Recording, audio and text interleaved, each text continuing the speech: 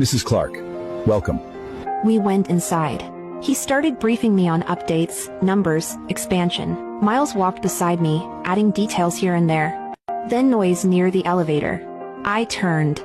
Ethan looked wrinkled clothes, messy hair, bloodshot eyes.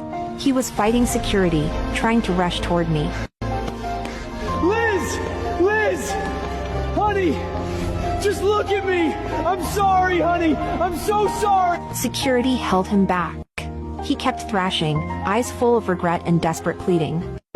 Do what you have to do. Do what you're meant. Don't hold back. I leaned back and closed my eyes. Ethan's panicked face flashed in my mind, and that last question he couldn't answer. All I felt was emptiness. I resurrected the Carters. I handed them the climb. They chose to waste it. They sealed their own end. The car entered a quiet gated neighborhood. My private place in Riverton, clean, understated, tastefully powerful, not loud like the Carter mansion. Claire was waiting at the door. The second she saw me, her eyes reddened and she hurried over to steady me. Miss Clark, thank God you're back. Are you all right? I'm fine. Tell the kitchen to keep it simple. Something hot, something light. After a shower, I changed into soft lounge clothes. One bowl of warm comfort food, and the tension finally loosened just a little. Miles took me to a hot spring resort outside Riverton, quiet, tucked away in the hills. No noise. No paparazzi. Just air and trees. Sinking into the hot water melted the tension out of my muscles. Miles sat nearby, watching me. You know what's insane? Ethan still thinks you hid your name because you loved him. He has no idea you had a reason from day one. I ran my fingers through the water. He's arrogant. He honestly thinks marrying him was the best thing that ever happened to me. But he never asked the real question. Who am I? And why would I choose him? When I first arrived in Riverton, Ethan came at me hard full court press. He was attentive, generous, always saying yes, always making me feel taken care of. For a newcomer, it felt like belonging. And he looked ambitious back then, like he might actually be worth investing in. So I stayed. Kept my name hidden. I wanted to see if he was truly worth my family's backing. I leveraged the Clark family's influence to clear his path. I helped him crush competitor after competitor until the Carters went from who to the richest family in Riverton. But I didn't expect that the higher he climbed, the more his ego swelled and the uglier his ambition got. He started looking down on my background, acting like I wasn't good enough for Mr. Richest Man in Riverton. And suddenly, there were women everywhere laughing too loud, staying a little too long. Ivy was the worst of them, the boldest, the most shameless. It's not like I didn't notice. I did. I just waiting for him to come back to his senses and waiting for the perfect moment to take the Carters down for good. And my birthday dinner? That was the opening. To get revenge for Ivy, he set me up, humiliated me on purpose. And that's when I finally saw him clearly. Every last bit of attachment died right there. Back in my room after the hot springs, Claire sent me a message. The moment Ethan dropped Ivy, the crowd that used to swarm her turned on her instantly. She ended up broke, chased by debt collectors, and basically living on the street.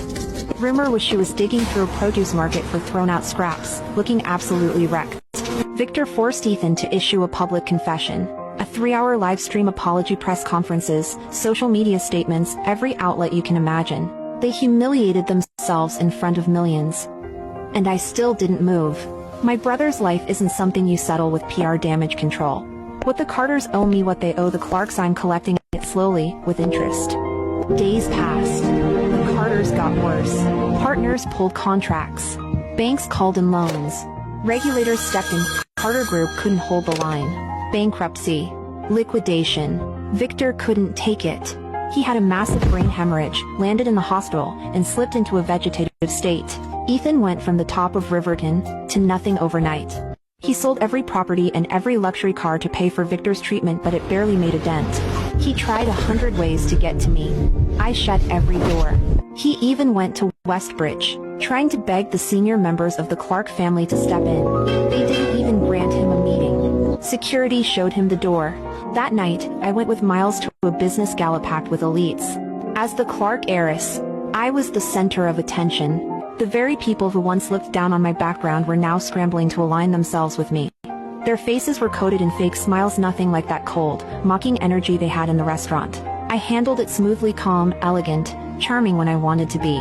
Miles stayed at my side the entire time, shielding me from the noise. The warmth in his eyes wasn't even trying to hide. Halfway through the night, a commotion hit the entrance. Ethan walked in looking like he'd aged 10 years overnight, rumpled clothes, gray streaking his hair, exhaustion etched into his face. The confident CEO Carter from a few months ago was gone. He fought past security and sprinted toward me, shouting, Liz! It's me, Tom. Liz. He broke free, reached me, and dropped to his knees with a thud. He grabbed my dress, desperation all over his face. Liz, I know I screwed up. I was an idiot. I threw everything away. Please. Please save my dad. Don't take everything from me. I just want to be with you. I'll do anything. I swear. I'll spend the rest of my life making this right. People stared, whispered, and pointed. Their eyes were full of amusement and disgust. I looked down at him with zero emotion. I gently pulled my clothing free and looked down at him. Ethan, look at you. Do you even recognize what you've become? He looked up, tears streaking down his face. I look like a damn fool. That's what I am. Liz, please forgive me. Guess. Just one more chance. I gave you countless chances. When you let Ivy humiliate me. When you hit me.